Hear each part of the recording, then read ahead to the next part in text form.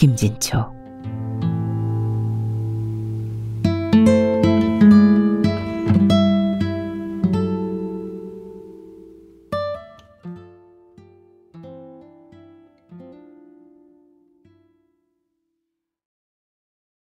공원 벤치에 앉아 그늘바람을 즐기는 당신께 지나가는 여자들의 시선이 머뭅니다. 잘 바랜 모시적삼에 스며드는 불빛바람. 당신의 표정이 흡족해 보입니다. 꽃무늬 양산에 숨어 당신을 훔쳐보는 여자들의 눈빛이 혹 휴식을 방해하는 건 아닌지요. 곱게 빗어 틀어올린 단아한 머리에 당신의 성품이 보입니다. 흘러내리지도 않은 머리칼을 문득 손바닥으로 쓸어올리는 당신. 당신의 이마에 세월이 접힙니다. 아, 당신은 주름살마저도 어찌 그리 고우신지요. 당신을 흘깃거리느라 걸음을 늦춘 여자들이 소곤거립니다. 참 곱고 편안해 보인다. 그렇지? 나도 나중에 저렇게 늙을 수 있다면 좋겠다. 그러려면 잘 살아야지 뭐. 그늘바람에 몸을 맡긴 당신이 배부른 아기처럼 천진하게 하품을 합니다. 욕망도 쉬어가는 오후 2시. 줄타이를 맨 노신사가 싱긋이 웃으며 당신께 다가갑니다. 노신사가 잠깐 걸음을 멈추고 손수건으로 땀을 닦네요. 데이트인가 보죠. 당신이 조금 옆으로 움직여 자리를 내줍니다. 초록 햇살이 쏟아지는 주화입니다. 며칠 전 죽은 엄마 기재사였습니다. 더운 날 재수장만하느라 여간 힘든 게 아니었을 텐데 내색 없이 꿈지럭대는 올케가 어찌나 예쁘던지요. 저는 올케 뒤를 따라다니며 제게 일을 거들었습니다. 일찍 들어온 세진이도 거실 바닥에 신문을 깔아놓고 밤을 깎았습니다. 마지인 한수건이는 얼마 전 큰 수술을 받아 참석하지 못했고요. 정성 들인 음식도 중요하지만 맨 앞줄에 놓이는 화려한 구화실이 한 입을 하는 줄 올케도 아는가 보네. 나름대로 열심히 제상을 차린 올케를 죽혀세웠습니다. 지그재그로 칼질한 뚜껑을 열어 어슷하게 얹어놓은 잘 익은 수박부터 대추, 자두, 청포도, 참외, 냉동 저장됐던 배, 생률 따위를 푸짐하게 올렸습니다. 탐스러운 바나나 송이를 제상에서 슬그머니 내려놓자 아참 하면서 올케가 자신의 머리를 2번 주워박았습니다. 털이 있는 것과 씨가 없는 과실은 제상에 올리지 않는 거 또 잊었구나. 그러고 보니 그것은 죽은 엄마 제사 때 당신이 하던 말이었습니다. 딴에는 예쁜 짓 한다고 덤불에서 따온 개복숭아를 제상에 올리자 아서 하면서 당신이 그랬잖아요. 무추음해진 올케가 보일 듯 말 듯 고개를 끄덕였습니다. 여러 번 가르쳐 주었는데 또 잊었던 모양입니다. 하지만 까짓 거 잊으면 좀 어떻습니까? 당신처럼 그저 웃으며 10번이라도 일러주면 되는 거죠. 다소 남편을 잡는 편이긴 하나 그래도 요즘 여자치고 올케만한 사람도 없지 싶습니다. 그날 기재사는 침묵 속에서 어느 때보다 엄숙하게 치러졌습니다. 고인이 음향할 동안 거실에서 안방으로 자리를 옮겼습니다. 고인에 대해 생각하고 이야기하는 시간. 저는 이 시간이 참 좋습니다. 언제 고인에 대한 생각을 한 번이라도 꼼꼼히 해보겠습니까? 잊혀져가는 기억을 들추며 과거로 돌아가는 조금은 슬픈 즐거움, 그 아련함이라니. 그런데 말이죠. 참으로 이상한 일이 일어났어요. 희미한 엄마 얼굴이 뒤로 밀리면서 당신이 선명하게 오버랩 되지 뭡니까? 처음엔 저만 그런 줄 알았지요. 나중에 한숙 언니랑 통화하며 지나는 말처럼 흘렸더니 언니도 그랬다는군요. 어머나, 이수가, 너도 그랬니? 나도 막내 엄마가 떠올라 참 이상하다 생각했는데. 아무리 철부지라 해도 그때는 우리가 너무했습니다. 더구나 저는 당신을 함정에 빠뜨리고도 끝내 뒷짐진 채 시치미를 뗐잖아요. 봄비가 간질간질 내리던 날이었죠. 당신의 머리엔 작은 보퉁이가 얹혀 있었습니다. 임질에 익숙한 당신은 손을 아래로 떨어뜨리고 태연히 걸었습니다. 보퉁이는 움찔거리면서도 떨어지지 않았습니다. 당신이 걸음을 멈추고 잠깐 망설이는 듯 하다가 다시 발을 옮겼습니다. 그때 당신은 우산을 가지고 가려다가 당신 몫에 우산이 없다는 걸 깨달았던 건 아니었는지. 보퉁이는 당신이 처음 우리 집에 들어서던 때보다 외려 작았습니다. 보퉁이 밑에 당신 허리는 야위어 한 줌이었고요.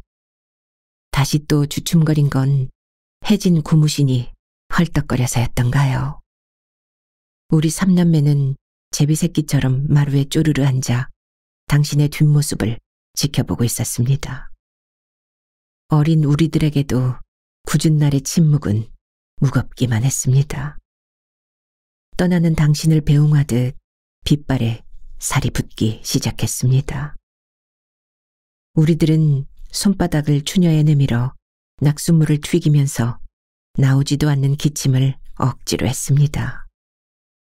그러면서도 우리들의 눈길은 점점 작아지는 당신을 똑똑히 확인했죠.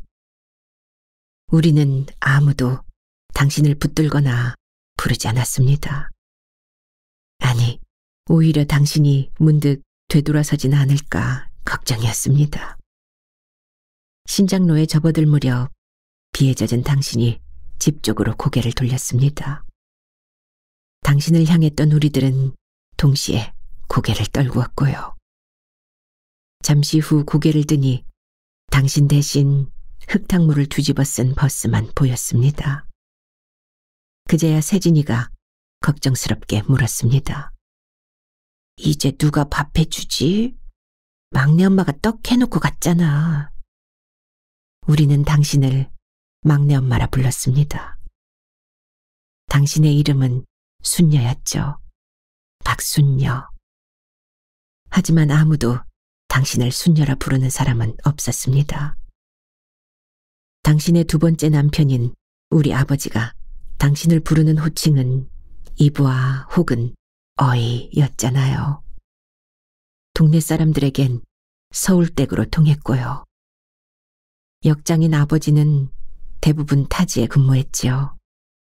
우리들에게 아버지의 존재는 늘 손님이나 마찬가지였습니다. 그건 엄마도 마찬가지였고요. 엄마는 아버지가 집에 오는 날 잔치상을 차렸습니다. 그리고 우리의 참례를 강요하며 잔소리를 덧붙였죠. 아버지 수저 드신 다음 수저를 들어야 한다. 다 먹었어도 먼저 일어나면 못 쓴다. 자식들 누구도 거역할 수 없었습니다. 엄마의 낮은 호령이 우리를 압도한 까닭이었죠. 어쩜 엄마는 지아비를 섬긴 게 아니라 오히려 두려워했는지도 모르겠습니다. 엄마가 교통사고를 당한 날 황급히 올라온 아버지의 당황한 눈빛을 지금도 잊을 수 없습니다.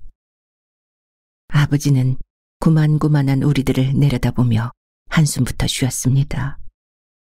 아내를 잃은 애통함보다 딸린 아이들을 어찌할 것인가가 더 고민스러운 눈치였습니다. 엄마가 가고 얼마 되지도 않아 집안 어른들이 입을 모았습니다. 애들 생각해서라도 새장 가서 둘러야지. 49제가 지나기 무섭게 아버지는 새 여자를 들였습니다. 그 시절의 아버지들이 되게 그러했듯 우리 아버지도 무뚝뚝하고 목청만 큰 분이었습니다. 아무튼 엄마가 죽은 이후로 여러 명의 새엄마들이 지나갔습니다. 간이역 같았던 그 많은 엄마들. 그러나 우리 삼남매가 기억하는 엄마는 죽은 엄마와 막내 엄마뿐입니다. 사흘도 못 돼 쫓겨난 여자가 있었는가 하면 2, 3년을 잘 버틴 여자도 있었죠. 아버지는 늘 여자들에게 큰 소리를 쳤습니다. 지금 생각해도 이상한 것은 단 한 여자도 그런 아버지에게 맞서 소리를 낸 여자가 없었다는 사실입니다. 아, 당신만은 예외입니다. 저는 지금 새엄마를 말하는 거잖아요. 당신은 새엄마가 아니라 막내 엄마이고요. 가! 이게 그렇게 원이면 당장 갖고 나가! 아버지가 돈다발을 내던지면서 큰 소리를 치는 날이면 우리들은 언제나 다락방으로 숨어들었습니다. 꼭 무슨 험한 일이 일어날 것만 같아 무서웠거든요.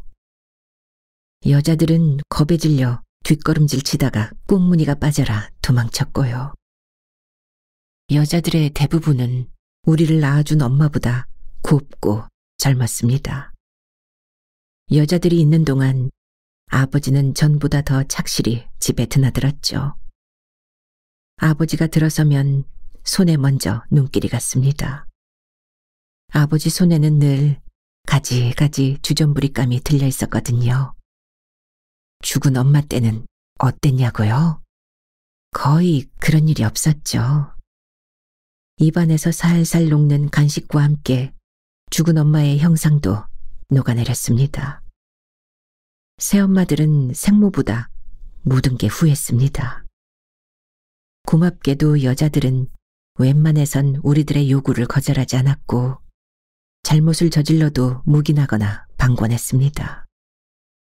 그나마 복이라면 복이랄 수 있었죠.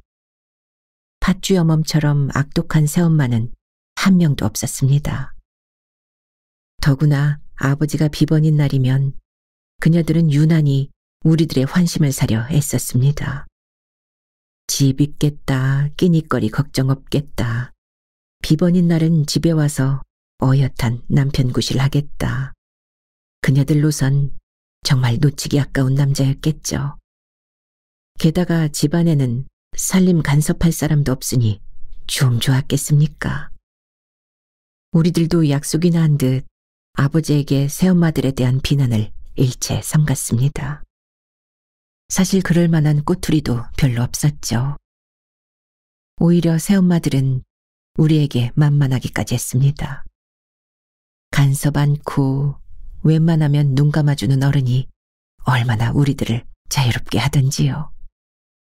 아버지가 안 계신 날은 우리 모두 더욱 자유로웠습니다. 밤늦게까지 밖에서 놀아도 상관없고 숙제를 하지 않아도 문제가 되지 않았습니다. 까짓 학교 가서 손바닥 몇 대만 맞으면 될 텐데 숙제는 왜 죽어라고 합니까? 밥도 빨래도 잠자리도 변한 건 하나도 없었습니다. 아무것도 문제될 게 없었죠. 우리의 안락을 방해하는 사람은 차라리 아버지였습니다. 간신히 익힌 얼굴을 툭 하면 바꾸던 아버지. 어느새 우리들은 마귀 할멈이라도 익숙해지기만 하면 참을 수 있을 거란 생각을 하기에 이르렀습니다. 우리들은 이제 새엄마에 대해서 아무런 기대도 갖지 않게 되었습니다. 새엄마는 엄마라는 명찰을 단 가정부에 불과했으니까요. 그 무렵 당신이 들어왔습니다. 아버지에겐 마지막 아내였고 우리들에겐 아직도 막내 엄마로 불리는 당신이. 자주 바뀌는 새엄마 때문에 동네 사람들이나 또래들에게 어찌나 창피하던지요. 다시는 엄마가 바뀌지 않았으면 싶었습니다. 우리 중 누가 먼저 막내 엄마라고 부르기 시작했는지는 모르겠습니다. 그저 언제부턴가 우리들은 새엄마도 엄마도 아닌 막내 엄마란 이름으로 당신을 부르기 시작했습니다. 밤이면 안방에서 당신과 아버지의 웃음소리가 종종 어둠을 까불렀습니다. 그런 날이면 이상하게도 죽은 엄마의 얼굴이 떠올랐습니다. 무섭기도 하고 무언가 모르게 슬프기도 했습니다. 문득 안방문을 벌컥 열고 싶은 충동도 느꼈습니다. 하지만 안방에 가면 안 된다는 걸 우리는 모두 알고 있었습니다. 우리는 서로 껴안고 잠이 들었습니다. 아침에 일어나면 풀을 바른 듯 눈가가 뻣뻣했습니다. 하지만 우리는 금세 간밤의 일을 까마득히 잊었습니다. 강낭콩이 박혔었던가요? 당신이 해준 쑥개떡을 서로 더 먹겠다고 아귀다툼을 벌였고, 또 오디를 딴다고 양은 주전자를 들고 나섰다가 뚜껑을 잃어버린 채 돌아오기도 했습니다. 툭 하면 마을 앞 개천으로 멱을 감으러 가서 수도 없이 신발을 잃어버리기도 하고, 진짜 엄마가 있었다면 우린 아마 종아리 성할 날이 없었을 거예요. 그렇지만 당신을 포함한 새엄마들은 야단치길 꺼렸습니다. 어떤 엄마는 신발 한 짝을 잃어버린 막내 세진이가 깽깽이 발로 다녀도 모른 척했습니다. 다른 새엄마들보다 당신의 점수가 가장 높았다는 걸 아시는지요? 당신은 아버지 앞에서 생활비를 올려달라고 당당히 요구하기도 하고, 아이들 가방이 헐었으니 개비해줘야 하는 것 아니냐며 아침 밥상에서 나직하게 다짐을 받기도 했습니다. 죽은 엄마는 물론 스쳐간 새엄마들 누구도 그렇게 당당하진 않았습니다.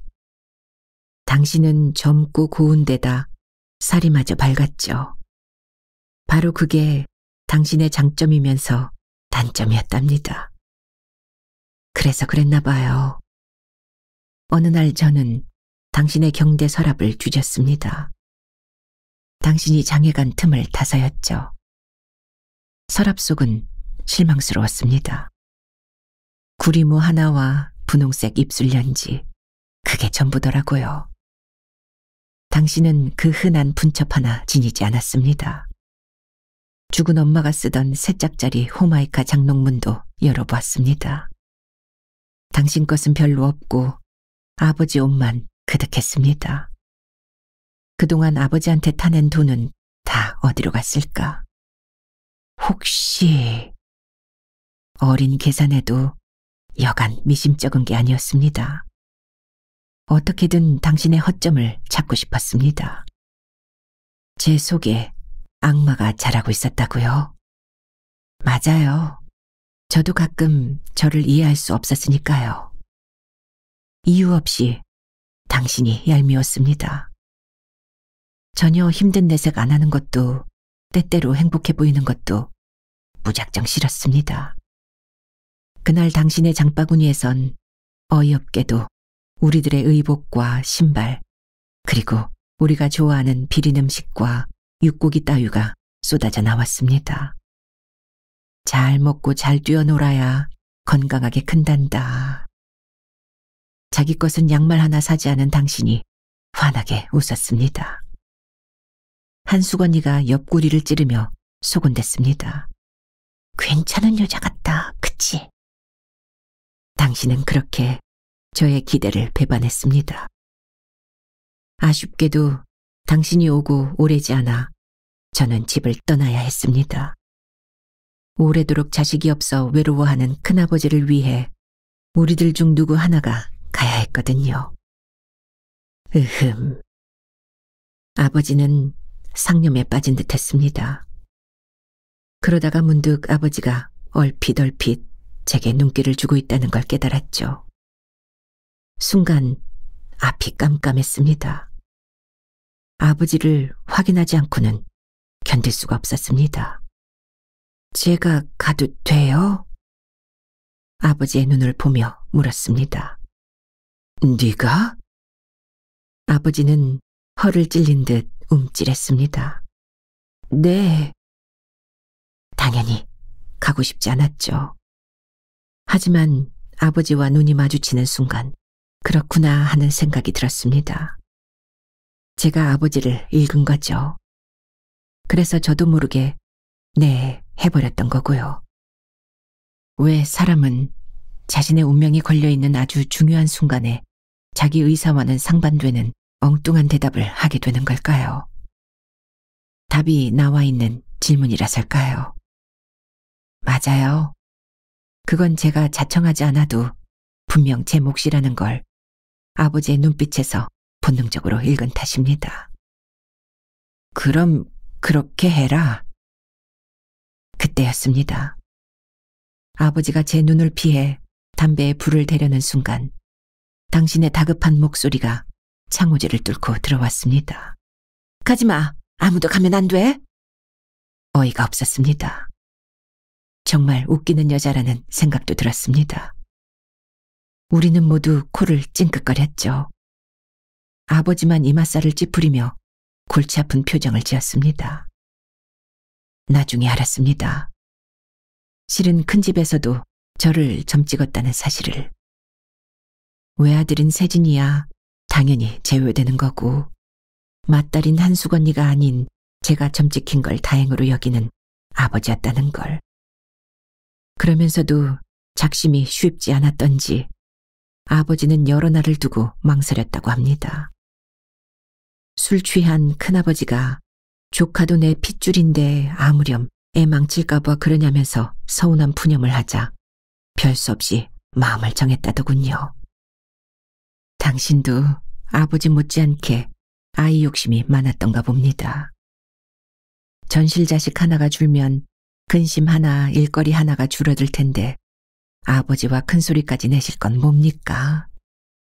몹시 흥분한 당신의 목소리가 건넌방까지 또렷하게 들려왔습니다. 세상에 새끼 내주는 어미는 없습니다. 당신, 저를 쟤들 엄마로 인정하지 않는다는 뜻인가요? 어허, 그 웬 당치 않은 소리? 제겐 하나같이 이쁘고 소중한 애들이에요. 절대로 못 보냅니다. 우리들 입에서 피, 또 바람이 새어나왔습니다. 당신이 새빨간 거짓말을 한다고 믿었죠. 우리들에게 아직 당신은 언제 떠날지 모르는 그저 조금은 정직하고 부지런한 가정부일 뿐이었으니까요. 큰아버지는 제가 본가에 갈 때마다 목걸이를 걸어주었습니다. 무료 승차권이었죠. 철도 가족인 저는 무임승차가 가능했습니다. 내리는 정거장이 어디지? 큰아버지는 확인하고 또 확인했습니다. 집은 찾아갈 수 있지? 염려스런 얼굴로 또 물었습니다. 저 바보 아니니까 걱정 마세요. 등을 돌려 콩콩콩 기차에 올랐습니다. 왠지 화가 났습니다. 아버지와 달리 자상하기 이를 데 없는 큰아버지가 좋으면서도 싫었던 거죠. 큰아버지가 진짜 우리 아버지였음 얼마나 좋을까 싶기도 했습니다. 큰아버지는 정말 저를 친딸처럼 대했습니다. 미군 부대 식당에 근무했던 큰아버지는 퇴근할 때마다 핫케이크, 식빵, 초콜릿을 한 알음씩 안고 왔습니다. 또 어떤 날은 햄이나 치즈 따위의 느끼한 음식을 들고 오기도 했습니다. 고소한 비스킷, 달콤한 코코아 가루, 그리고 아무데나 굴러다니는 추잉껌. 그것들의 대부분은 이미 유효기간이 지났거나 잔반통에서 챙겨온 것들이지만 그러거나 말거나 그 시절엔 감지덕지 할 일이었습니다. 큰엄마도 큰아버지 못지않게 절 가꾸느라 열을 올렸습니다. 구호품으로 온 미제 캉캉 원피스랑 타이즈 따위를 구해 입히며 남부럽지 않게 저를 치장시켰거든요. 제 인생 어느 때보다 호강하던 시절이었습니다. 그런데도 해만 지면 집이 생각났습니다. 쭈그리고 앉아 훌쩍거리는 저를 달래느라 큰아버지랑 큰엄마는 날만 저물면 쩔쩔맸습니다. 돌아오는 방공일엔 꼭 보내줄 테니 뚝 그쳐. 어서. 본가에 갈 때 가장 큰 고역은 정거장 술을 세느라 졸음을 참는 일이었죠. 차만 타면 어째 그렇게 잠이 쏟아지던지요. 덜컹덜컹 움직이는 증기기관차가 정거장마다 삑 칙칙폭폭 기척을 낼 때마다 화들짝 놀라 잠을 털어냈습니다. 역에 내리면 당신이 기다리고 있었습니다.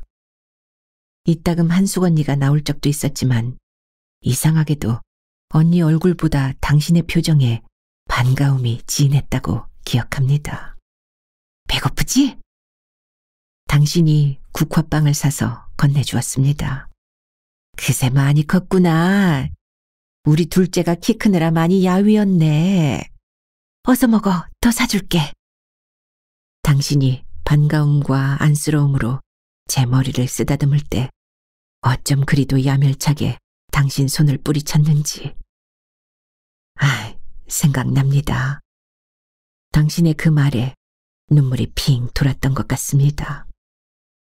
큰 집에서 매일매일 호의호식해서 전혀 야위지 않았을 터인데도 많이 야위었다며 제게 건네던 그 다정스런 말. 그건 분명 진짜 엄마의 말이었습니다. 그런데 당신은 진짜 내 엄마가 아니었잖아요. 길도 마을도 전과 같았습니다. 스치는 사람들의 표정도 마찬가지였고요. 달라진 건 저뿐이었습니다. 한 발짝쯤 뒤에서 당신이 따라왔습니다. 당신은 무거운 장바구니를 이고 있었습니다. 그 속에 무엇이 들었는지 저는 다 알고 있었습니다. 아버지가 좋아하는 자방고등어와 우리 삼남매가 좋아하는 조개젓이랑 어묵, 그리고 도너츠가 들어있었겠죠. 사과도 몇 알 샀을 테고. 어쩜 제 몫에 학용품도 있었을 겁니다. 큰 집에서 저는 학용품도 미제만 썼답니다. 당신이 챙겨주는 국산 학용품은 대부분 친구들한테 선심 쓰는 용도로 나갔죠. 하지만 저는 당신이 사주는 국산 학용품이 필요 없다는 말을 하지 않았습니다. 왠지 아세요? 뭔가 제 몫이 있다는 사실이 중요했거든요. 그냥 몸만 왔다가는 그런 집이어선 안 된다는 야무진 생각을 했다니까요, 글쎄. 그 어린 나이에 말이에요. 저 정말 맹랑한 아이였죠. 당신이 쥐어준 국화빵 하나를 입에 넣었습니다. 닝닝하고 들쩍지근한 게 맛이 없었습니다. 세상에 간사한 게 입이잖아요. 배틀하면서도 부드러운 맛의 핫케이크를 결대로 찢어먹던 큰 집이 생각났습니다. 등에 짊어진 가방끈을 만지작거렸습니다. 그 속에는 숙제할 공책 대신 미제 간식거리가 수두룩했습니다. 한숙 언니와 세진이한테 나눠주며 으스댈 생각을 하자 금세 기분이 좋아졌습니다. 집으로 가는 동안 당신과 저는 잠자코 걷기만 했습니다. 저는 괜스레 길가에 뒹구는 돌멩이를 발길로 툭툭 걷어차고 손에 닿는 나뭇잎을 훑으며 걸었습니다. 당신은 제 눈치를 살피며 뭔가 말을 건네고 싶어 했습니다. 저는 내내 곁을 안 주었고요. 코 흘리게 아이한테 뭘 그리도 조심스러워 하셨는지요. 당신이 그럴수록 저는 더욱 마땅치 않은 표정을 지었을 겁니다. 죽은 엄마 같으면 어림도 없는 일이었죠. 저는 그때 이미 군림하는 요령과 맛을 알았던가 봅니다. 더구나 상대가 어른이다 싶으니 더욱 짜릿했을 거고요. 집에, 그렇게도 그리던 내 집에 돌아왔는데 제자리가 없었습니다. 겉도는 느낌, 그 서걱거림. 맛있는 반찬을 제게 밀어주면서 식구들이 저를 떠밀었습니다. 이제 저는 이 집 식구가 아니라 손님이라는 무언의 메시지였죠. 예전엔 아버지가 손님이었는데 이젠 제가 손님이 된 겁니다. 한숙 언니랑 세진이가 다투어 물었습니다. 큰 집에서 잘 해줘. 큰 집이 우리 집보다 좋아. 그들은 궁금한 것이 참으로 많았던 모양입니다. 그들과 다른 환경으로 옮겨 앉은 소감을 들으려 입에 문 음식도 씹다 말고 제 입만 바라보고 있었습니다. 이쁨 받는 건 다 제 할 탓이니까 말 일리지 말고 조신하게 지내라. 아버지가 등을 두드려 주었습니다. 마치 제가 택한 것처럼 보이지만 결코 제가 선택한 길이 아니었잖아요.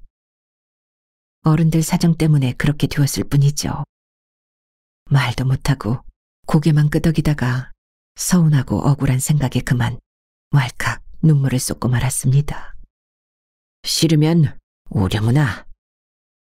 아버지는 좀 무책임했습니다. 저는 아무것도 모르는 아버지가 갑갑해서 더욱 눈물이 솟구쳤습니다. 그때 당신이 그랬죠.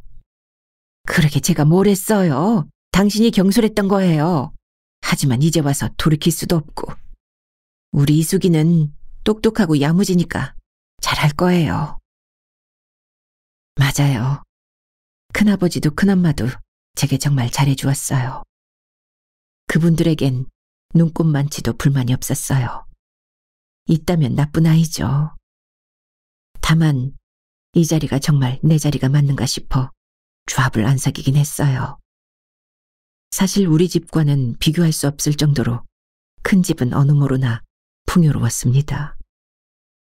그런데도 저는 호강이라는 느낌이 별로 없었습니다. 형제들과 멀리 떨어진 상실감과 불안 때문에 그랬을 겁니다.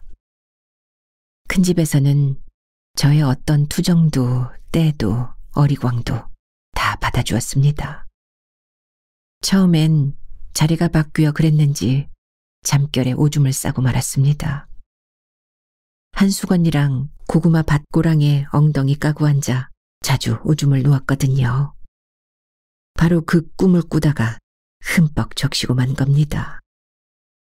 창피하고 겁도 났죠. 죽은 엄마는 해가 퍼지기 무섭게 키를 씌워 소금 동냥해오라고 호통치며 내쫓았거든요. 우리 이숙이가 고단했나 보구나. 제가 무안해할까 봐 선수를 친 큰엄마는 말없이 호청을 듣고 솜을 내다 말렸습니다. 화도 안 내고 야단도 치지 않는 큰엄마가 이상했습니다. 여러 번 그런 일이 있었는데 큰엄마의 반응은 마찬가지였습니다. 그래, 꿈속에선 절대로 오줌 누지 말자. 아무리 마려워도 꾹 참아야 한다. 밤에는 물을 안 마시고 자기 전에 오줌을 쥐어짰습니다. 제가 큰 집에 가고 1년 남짓 됐을까요? 큰엄마가 자꾸 구역질을 했습니다. 그게 택이란 걸 사람들이 알기까지에는 좀 시간이 걸렸습니다. 누구도 큰엄마가 애를 가지리라고는 상상 못했거든요. 결혼 15년 만에 경사였습니다. 어른들처럼 저도 덩달아 둥둥 떠다녔습니다. 좋은 일 뒤에는 그림자처럼 나쁜 일이 따라오는 법이죠.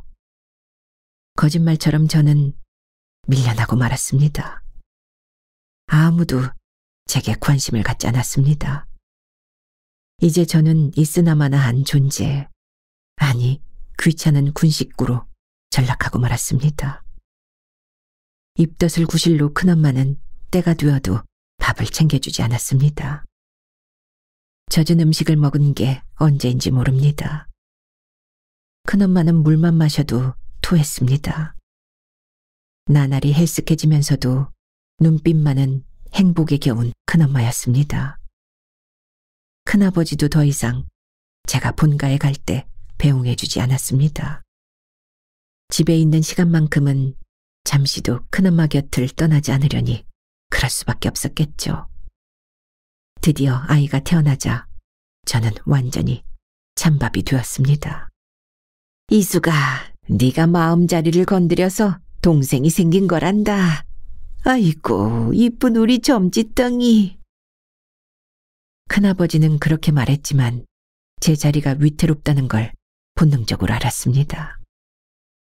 허나 본가에도 제 자리는 진작 비워져 있었습니다. 저는 공중에 붕 뜬 존재가 되어버렸습니다. 제 자리가 없다 싶자 대책 없이 흔들리기 시작했습니다. 혹독한 외로움에 밤마다 떨었습니다. 혹, 당신도 그랬었던가요? 당신은 몹시도 우리 집에 뿌리를 내리고 싶어 했죠. 우리는 당신을 뜨내기로 생각했는데 정작 당신은 자신을 붙박이로 못 박고 지성으로 걸음을 주었습니다. 우리 집이 당신께 중창역이길 염원하셨나요? 그래서 우리 집에 들어오면서 혼인신고부터 하셨던 건가요? 제가 큰 집에 간 지 얼마 안 됐을 때 큰아버지가 그랬습니다. 당신 모르지? 새로 들어온 재수씨 여간 야무진 게 아니야. 들어오던 날 면사무소부터 들러 혼인신고를 했다지 뭐야. 처음부터 쐐기를 받고 들어온 걸 보면 아주 살작정이라고 봐야겠지. 뜨내기가 아니라니 이제야 집안꼴이 잡히겠군요. 큰엄마도 안도의 한숨을 쉬었습니다. 소라색 주름 치마에 물방울 무늬 지짐이 블라우스를 입고 대문을 들어선 당신. 당신은 눈을 껌벅거리고 서 있는 우리들 머리를 차례로 쓰다듬으며 미소로 눈을 맞췄습니다. 그 흔한 파마도 아는 당신. 틀어올린 머리를 도마핀으로 마무리한 당신. 소박하기 이를 데 없는 당신이었지만 왠지 속에 단단한 심지가 들어있다는 인상이었습니다. 학교 선생님 같은 냄새도 풍겼고요. 사람들이 쉬쉬하며 수군거리던 말이 우리들의 레이더에 잡혔습니다. 서울댁 말이야. 원래는 한다 하는 집안 딸이었대. 서울의 유명한 여전도 다녔다던데. 졸업은 못했다는데 뭘. 집안이 망해 학교 그만두고 시집을 갔는데 성녀일 줄 누가 알았겠어. 결국은 소박 맞고 쫓겨났다지. 이 인물이 제 아무리 잘나면 뭐해. 대가 끊기는데. 그래서 전실 자식 많은 곳을 불어 찾았다는군. 배운 게 많아 그런가 여간 똑똑한 게 아니야. 조숙했던 저는 3살 위 한수건이보다 아는 게 많았습니다. 당신에 대해 모두들 칭찬을 들어놓았지만 성녀라는 말과 소박이라는 단어가 깨름했습니다. 그랬습니다.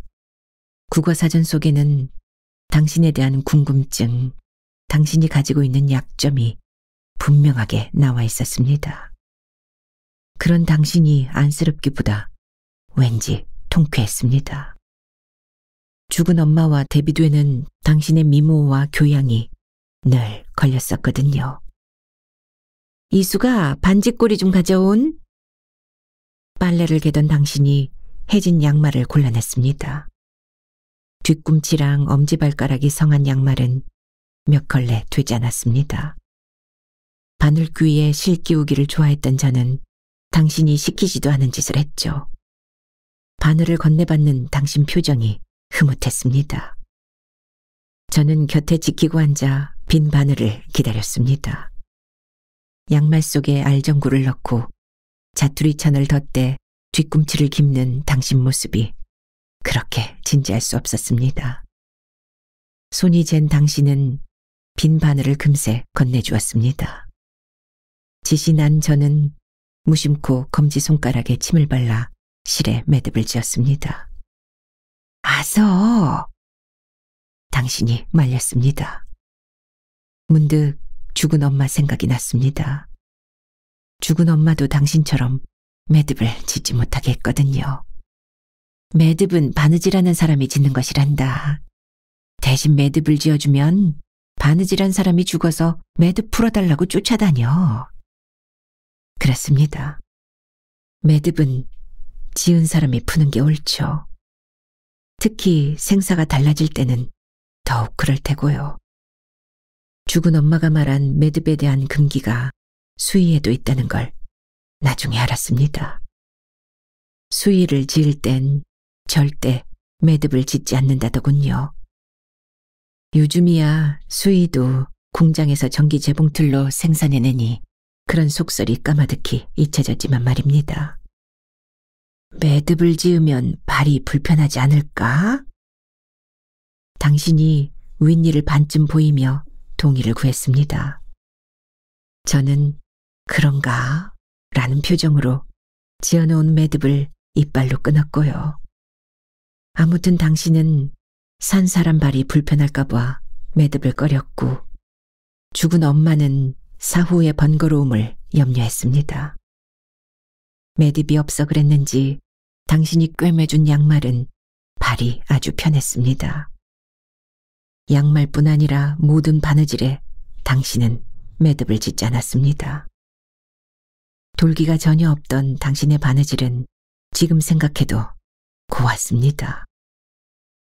그런 게 바로 귀하고 어여쁜 사람을 대하는 착한 사람의 성품인가 봅니다. 당신에게 우리는 귀한 존재였던가요? 어여쁜 존재였던가요? 부끄러운 지난 날입니다. 어느 날 저는 그만 못 볼 걸 보고 말았습니다. 그게 사단의 시작이었죠. 아이가 태어나면서 큰 집에서 찬밥이 된 저는 주말마다 집에 갔습니다. 큰 집에 있을 땐 큰 집이 싫고 본가에 가면 본가가 싫었죠. 온통 싫은 것 투성이었습니다. 기차 맨 뒷칸에서 내린 저는 터덜터덜 걸어 갯잘구를 빠져나왔습니다. 그런데 당신이 보였습니다. 당신이 저와 같은 기차에서 내렸던 거지요. 저를 마중 나온 게 아니라 어디서부터였는지 저와 같은 기차를 타고 온 당신. 눈치가 말 같던 저는 뭔가 어색하고 수상하다 싶어 촉각을 곤두세웠습니다. 아버지와 달리 자상했던 큰아버지에게 그랬듯 죽은 엄마와는 많은 것이 다른 당신이 좋으면서도 싫었던 까닭입니다. 당신이 누리는 아버지의 너그러운 혜택도 거슬렸습니다. 아버지 앞에서 쩔쩔매던 죽은 엄마가 자꾸 생각났거든요. 어린 제 머릿속은 혼란과 갈등으로 뒤죽박죽이었죠. 저의 드나들미 빈번해지면서 마중이나 배웅의 절차가 생략될 즈음엔 몇 시차로 간다는 전화도 없이 불쑥 집에 들어서는 게 보통이었죠. 식구들도 제가 오거나 말거나 무심해졌고요. 한수건이랑 세진이의 관심은 오로지 제 가방에만 쏠려 있었습니다. 서로 껌 한 통이라도 더 차지하려고 옥신각신하고 저는 모르는 척 뒷안에서 익은 포도알을 골라 따먹었습니다. 창백한 당신은 가끔 이마를 짚느라 걸음을 멈췄습니다. 게다가 걸음걸이는 또 어땠는지 아세요? 가랑이에 장작을 낀 것처럼 어기적거렸습니다. 당신은 아주 중요한 뭔가를 상실한 듯 혼이 나가 있었죠.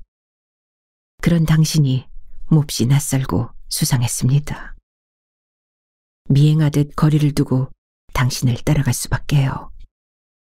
당신은 한 번도 뒤돌아보는 일 없이 힘겹게 무거운 다리를 끌었습니다. 위태롭게 휘청거리면서도 당신은 한 번도 넘어지지 않았습니다.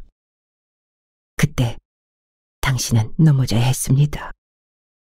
저는 간절히 당신이 넘어지길 기원했습니다.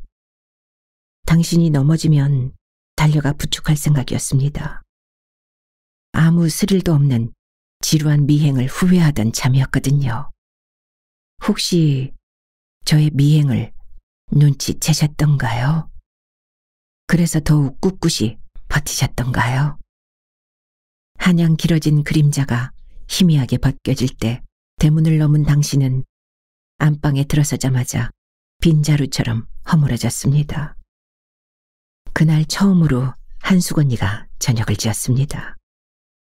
누룽지가 새까맣게 타고 밥에서는 넷내가 났습니다. 당신은 숭늉 한 모금을 어렵사리 삼키고 다시 쓰러졌습니다. 통금이 다 돼서야 아버지가 들어왔습니다. 아니, 이 사람이 왜 이래? 당신의 볼을 두드리는 아버지의 음성이 떨렸습니다. 몸도 정신도 놓아버린 당신을 저는 가만히 서서 내려다보고만 있었습니다. 늦었는데 그만 건너가자라. 아버지의 말이 떨어지기가 무섭게 우리들은 안방을 나왔습니다. 싸늘한 바람에 무더운 건불이 마루에 느릿느릿 떨어졌습니다. 뒤꿈치를 들고 마루를 걸어 우리들 방으로 돌아왔습니다. 이불을 뒤집어 쓴 채 우리들은 서로를 간지리며 철없이 장난을 쳤습니다. 아픈 건 당신이었고 우리들은 아직 철부지였으니까요. 근데 언니, 막내 엄마 어디 갔다 온 거야? 나도 몰라. 학교 갔다 오니까 없더라. 아버지는 알까? 그건 나도 모르지. 당신의 이마에 찬 물수건을 갈아대며 뜬 눈으로 맞은 아버지의 아침은 몹시 침울했습니다. 그러나 간밤에 오한을 털고 일어난 당신은 아무 일 없었던 양 부엌에 나가 불을 지폈습니다. 아버지가 우리 방에 건너왔습니다. 엄마가 많이 아픈 모양인데 너희들이 나가 좀 거들어라. 우리가 부엌에 들어섰을 때는 벌써 밥 뜸드는 냄새가 구수했습니다. 뜬 숯불 위에선 된장찌개가 바글거리고 있었고요. 가마솥 소댕을 연 당신이 뜨거운 물 한 바가지를 퍼주며 말했습니다. 나온 김에 세수하고 들어가렴. 그때 당신은 사람 같지가 않았습니다. 제주를 넘으면 모습이 바뀌는 전설의 고향 속의 구미호 같았습니다. 어쩜 그렇게 간밤의 일을 씻은 듯 감출 수 있었을까요? 무슨 일 있니? 왜 나왔어? 한숨 더 자지. 하는 표정이었으니까요. 구미호, 마녀. 헨젤과 그레텔의 마녀처럼 저 가마솥에 물을 펄펄 끓여 우리를 밀어넣을지도 몰라. 언니 손을 잡아 끌고 부엌을 빠져나왔습니다. 내가 다시 집으로 와야 하나. 궁리가 많아진 저는 마루에 걸터앉아 안방의 동태만 살폈습니다. 당신과 아버지의 대화를 듣고 싶어서였죠. 때때로 말은 엄청난 재앙을 불러옵니다. 저만 입을 다물었다면, 주제넘게 애먼 소리만 안 했다면 얼마나 좋았을까요? 그랬다면 우리는 지금쯤 보기 좋은 모녀의 모습으로 백화점이랑 극장이랑 동물원 따위를 발장 끼고 다니겠지요. 정말이지 저의 머리는 미심쩍고 답답한 의문으로 가득했습니다. 게다가 입도 몸도 꼭 다물고 시침이 떼는 당신은 또 얼마나 가증스럽던지요. 드디어 저는 어른들이나 할 수 있는 엉뚱한 상상을 하기에 이르렀습니다. 혹시 당신이 먼저 남편을 만나고 오던 길은 아니었을까? 호시탐탐 아버지와 단둘이 얘기할 기회를 엿보았습니다. 새엄마 어디가 아픈 거예요? 곧 뿌렸나 보다. 다행히 병원에 다녀와서 그만한 거지. 근데 감기 걸렸다고 그렇게 걸어요? 무슨 소리냐? 완전히 얼이 빠져서 저도 못 알아보고 걷다 쉬다 하면서 집에 왔어요. 어제 제가 뒤따라왔거든요. 저랑 같은 기차로 왔는데 병원을 갔다 왔는지 딴 데 갔다 왔는지 누가 알아요? 오냐, 알았다. 넌 그런 일에 정신 쓰지 않아도 된다. 그렇게 말하는 아버지의 눈에 아주 짧은 순간 예리한 빛이 떴다 사라졌습니다. 당신이 떠나던 날 제가 본가에 가 있을 줄은 상상도 못했습니다. 그러나 저는 우연히도 거기에 있었습니다. 차라리 제가 없을 때 당신이 떠났다면 얼마나 좋았을까요? 뒤가 염려스러워 발길이 떨어지지 않는 당신의 뒷모습이 이 철부지를 가책했습니다. 그 역시 당신이 떠나간 뒤였지만 마침내 아버지가 당신을 의심하기 시작했습니다. 장에 가는 것도 마땅치 않아 했습니다. 결국은 아버지가 직접 장을 부하다 주었던가요? 당신의 눈가가 젖어 있는 날들이 많아졌습니다. 그렇지만 우리들한테는 전과 조금도 다름없었습니다. 사근사근 정답게 말을 붙이고 끼니마다 다른 잔을 준비하고 양말을 기워줬습니다. 그렇게 의연한 당신이 저는 더 싫었습니다. 왜 당신은 무너지지 않은 걸까요? 당신이 무너졌다면 저도 곧장 무너졌을지 모르는데. 아버지가 새엄마를 잘 살피라는 말을 했습니다. 이를테면 당신의 동태를 감시하라는 뜻이었죠. 우리들의 눈은 당신 뒤를 꼼꼼히 밟았습니다. 구미호, 마녀. 당신은 완벽했습니다. 단 한 가지의 꼬투리도 잡히지 않았으니까요. 그런 걸 또 의처증이라고 이르나요. 아버지가 당신께 퍼붓던 온갖 의심과 포악 말입니다. 아버지의 성격 파탄은 우리들에게까지 불똥이 튀었습니다. 당신을 제대로 살피지 않았다는 둥, 당신과 한통 속이 되었다는 둥, 어처구니 없는 트집으로 우리들을 잡았죠. 당신은 그저 눈물을 쏟으며 우리들을 쌓아놨고요. 당신이 우리를 대신해서 괴로움을 당해도 고맙기는커녕 그런 상황이 지겨웠고 당신이 원망스럽기만 했습니다. 당신만 없다면 우리가 아버지한테 야단 맞을 일은 없었거든요. 집이 싫었습니다. 차라리 큰 집이 나았죠. 이숙이네 새 동서 정말 대단한 여자대요. 쟤들 제대로 키우자고 글쎄 들어선 애를 지웠다지 뭐예요. 아니 애를 못 가지는 여자라더니 그런 줄만 알았죠. 근데 글쎄 그게 아니라네요. 그날 밤 저는 큰집 어른들의 대화를 발치해서 들었습니다. 당신이 아팠던 이유는 그 때문이었습니다. 그것도 모르고 철딱선이 없는 짓을. 사실을 알고 난 후에도 아버지는 달라지지 않았습니다. 전처 소생한테 소홀해질까 저하여 제 아이를 지운 갸륵한 마음을 전혀 헤아릴 줄 몰랐습니다. 하지만 이젠 가닥이 잡힙니다. 아버지는 빠진 데 없는 당신이 문득 버거웠는지도 모르겠습니다.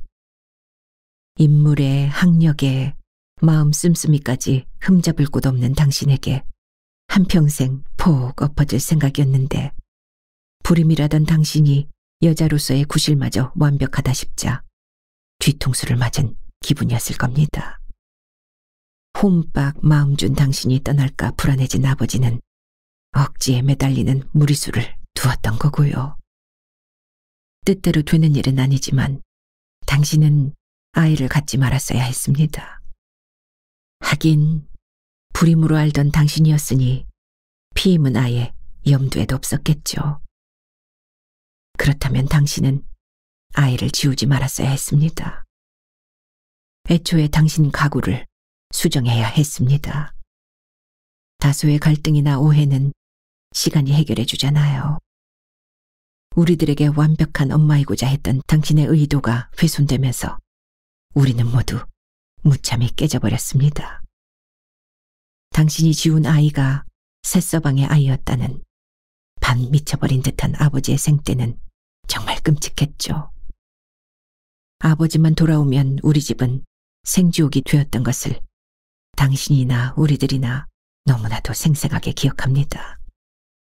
당신의 목소리는 점점 작아졌습니다. 우리들과 눈이 마주치면 죄지은 사람처럼 고개를 숙였습니다. 윗니를 반쯤 보이던 당신의 미소도 실종됐습니다. 그리고 당신이 떠났습니다.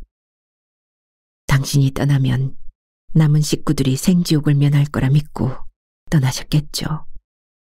그런데 그렇지 않았습니다. 아버지는 역장을 때려치우고 당신을 찾아 나섰습니다. 어디 가서 희희낙낙 잘 사는 꼴 못 본다. 내 손으로 잡아 죽여야 해. 병석에 계신 당신 친정 부모님께 찾아가 폐악을 부리기도 했습니다. 당신의 전 남편 또한 적잖이 시달렸을 겁니다. 나중엔 술집까지 찾아다녔지요. 그년이 본래 환양기가 있었어. 거린처럼 누더기가 된 모습으로 들어서는 아버지의 눈동자가 점점 초점을 잃어갔습니다. 흰자 위에는 맹목적 집착이 핏발로 가득했습니다. 한수건님마저 시름시름 앓기 시작했습니다. 돌아오기 싫었지만 저는 본가로 와야 했습니다. 당신이 떠나자 우리는 더욱 위험한 한대에 나앉게 되었습니다. 술 취한 아버지는 당신이 숨을 만한 곳을 대라며 폭력을 휘둘렀습니다. 살림도 나만 하는 게 없었습니다. 때려 부수거나 돈이 될 만한 물건은 모조리 내다 팔았습니다. 결국 미친 밤길에 아버지가 저수지에 빠지는 것으로 우리와 아버지는 모두 지옥에서 벗어났습니다. 아버지를 물에서 건져낸 것은 이튿날이었습니다. 아, 이 얘긴 꼭 해야겠습니다. 젖은 아버지의 윗주머니에서 무엇이 나왔는지 아시나요? 어쩜 아실는지도 모르겠네요. 당신은 틀림없이 우리 근처에서 서성거렸을 테니까요. 그것은 사진 한 장이었습니다. 당신과 아버지가 혼인신고를 마치고 사진관에 들러 찍은 결혼사진. 우리 아버지를, 당신의 두 번째 남편을 부디 용서해 주세요. 그 여러 새엄마 중에서 유일하게 우리의 호적에 오른 당신. 막내 엄마이면서 둘째 엄마인 당신.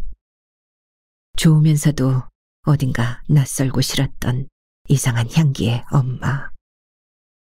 막내 엄마. 그날 당신이 몰래 다녀가셨던 걸 압니다. 아버지 탈상을 앞둔 날이었죠. 당신이 보냈을 2개의 상자. 흰 포플린 한복과 삼배 두루마기, 속옷과 버선, 그리고 흰 고무신. 또 다른 상자에는 과일과 포, 정종 따위가 들어있었습니다. 그것은 마지막 이승을 떠나는 아버지의 영혼에게 드리는 당신의 선물이었죠.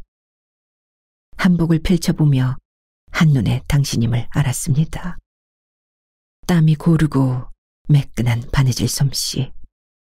아니, 매듭 없는 바느질의 시작과 마무리가 당신임을 확실히 증명했습니다.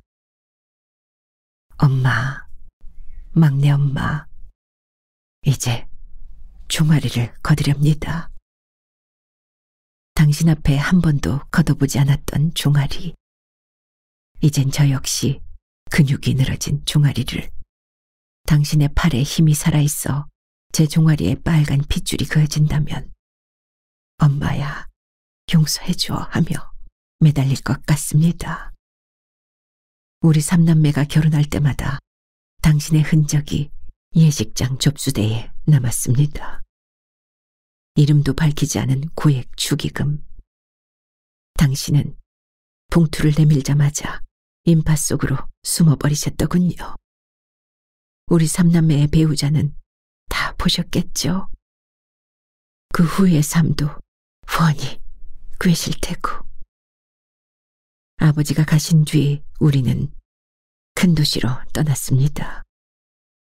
그래도 가끔 저는 당신이 어딘가에서 지켜보고 있을 것 같은 착각에 뒤를 돌아보곤 했습니다. 지금도 마찬가지죠. 벤치에 나란히 앉아 경박하지 않은 미소를 나누는 로맨스 그레이.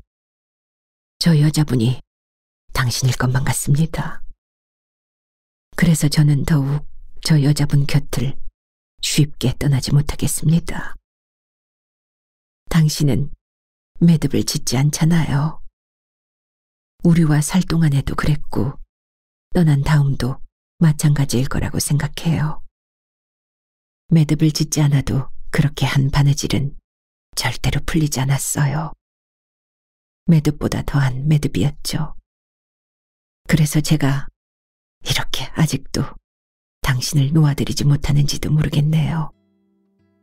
당신 역시 저희를 차마 놓지 못하실 테고, 당신이 살아계신 줄 압니다. 당신의 안부가 궁금할 때마다 습관처럼 친정집 호적 등본을 떼어보곤 합니다. 아직도 당신 성함 석자는 저의 옛 호적에 살아있습니다. 어딘가에 잘 살아 계시죠? 엄마, 막내 엄마. 당신의 무릎을 베고 그늘바람에 졸고 싶어요. 아무것도 사리지 않은 채 머리를 내맡기고 훈훈한 수면에 들고 싶어요. 머리칼을 헤치며 석회를 뽑아주던 다정한 손길이 그립습니다. 마녀일지 모른다 생각하면서도 마구 쏟아지는 잠 때문에 꼼짝도 할 수 없던 그 시절처럼 딱 한 번만이라도 당신의 무릎을 빌리고 싶습니다.